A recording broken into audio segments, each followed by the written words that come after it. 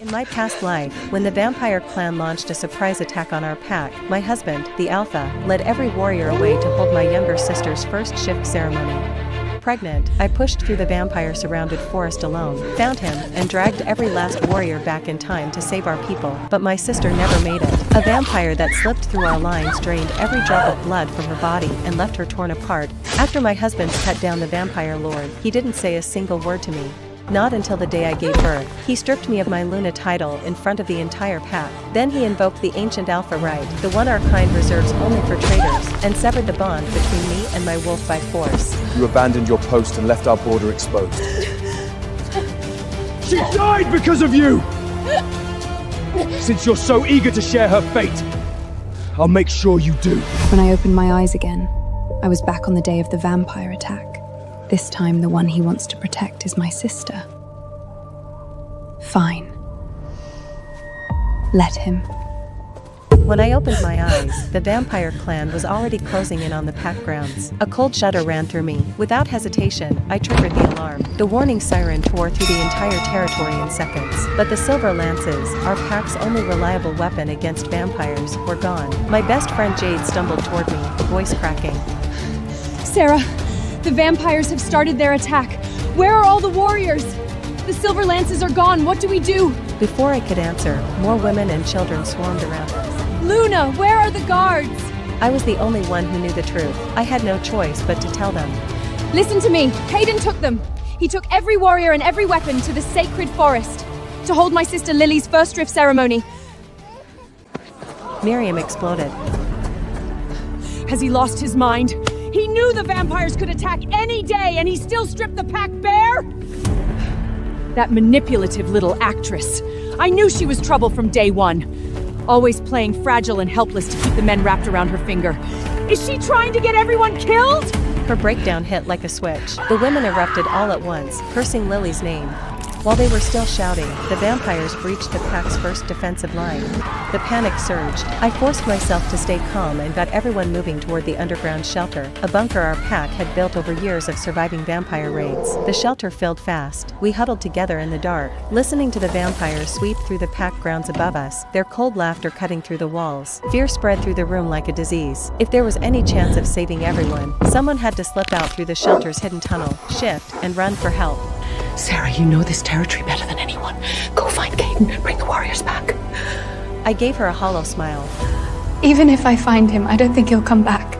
Not for me. Silence fell over the room. The moon goddess had chosen me as Luna, but Caden had never let anyone forget where his attention truly lived, at my sister's side, always. The pack whispered about it constantly. Some said Lily looked more like his mate than I ever did. He'd heard the rumors. He didn't care. If anything, he'd leaned into it, pulling her closer, making it more obvious, as if daring me to say something. I had, more times than I could count. I'd screamed at him, demanded to know who his wife actually was. He called me petty, jealous, told me I was imagining things. Whatever we'd once had, it couldn't survive what he felt for her. Then Rain stepped forward. Let me go. I know everyone on the warrior team. And besides, you're pregnant. If something happened to you, I'd never be able to face my brother. Before anyone could argue, she slipped out through the shelter's north tunnel and disappeared into the dark. We huddled in the underground shelter, every breath held, every heart silently begging the same thing. Don't let them find us. They found us anyway. There's an iron door over here. I'll bet everything they're all hiding inside. A territory this size doesn't just go empty. I knew it! Break it down! Don't let a single one escape! The pounding shook the walls. Women went pale. Children pressed their faces into their mothers' sides, too afraid to cry. All anyone could do was wait, and pray the warriors would come back in time. About half an hour later, Rain crawled out of the new tunnel, covered head to toe in mud. Everyone surged forward, certain she'd brought the warriors with her. I'm sorry. They won't come back. Why? Their wives are in here! Their children! My brother said I was lying. He said there was no way the vampires would attack our territory without warning.